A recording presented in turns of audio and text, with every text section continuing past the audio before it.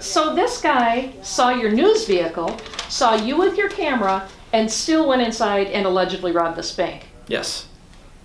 And I asked Lieutenant Mike Sadowskis with the Rochester Police Department about that, and he said that's a very high-risk move, and trying to figure out, you know, why somebody would do that. It's, you know, it's kind of the nature of the beast. You know, criminals will be criminals no matter what.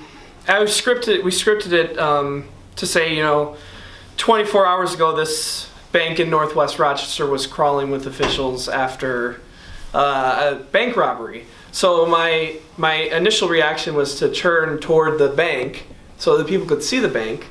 And when I turned toward the bank, that's when I saw the bank employee come rushing my way.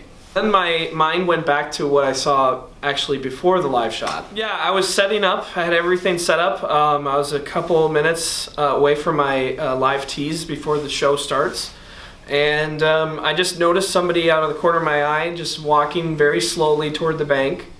And noticed he was just very stoic and didn't have any emotions. And I thought, well, maybe he was a guest at the Comfort Inn there and had an account at that bank. So, but it kind of drew a red flag to me. Just kind of a little bit of a red flag, but it wasn't enough where I'm like, okay, this guy is really suspicious. I need to call police. Mm-hmm. Out of the corner of my eye, I saw the door shut, like on my viewfinder. I could see the door shut, so I knew he went in there.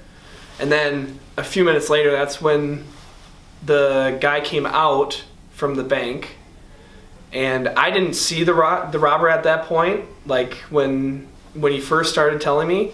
But then I turned to my right, and sure enough, he was on the other side of the street going up Bandel Road.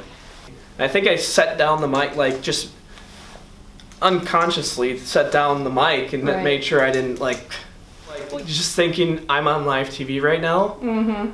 Should I be standing in front of that camera still reporting, or should I get out of the camera, tell him I can't talk right now, and call 911? I knew, like, it's important to get the story, but it's also important for the police to know as much information as soon as possible. Right. After being at beats at so many times, knowing as soon as I know that they know, it's key to possibly solving the case. But when you're in that situation, it's like, holy smokes, that just happened. And then you have to like be reporting on it, but also a witness. I have the utmost sympathy for those people that try to remember the best they can, because it's such a split second, you know, what happened, and then police have to go off of that. And you're like, okay, hopefully I gave them enough information where they can catch this guy. You know, the main thing I think is that nobody was hurt, and now this potential suspect is behind bars.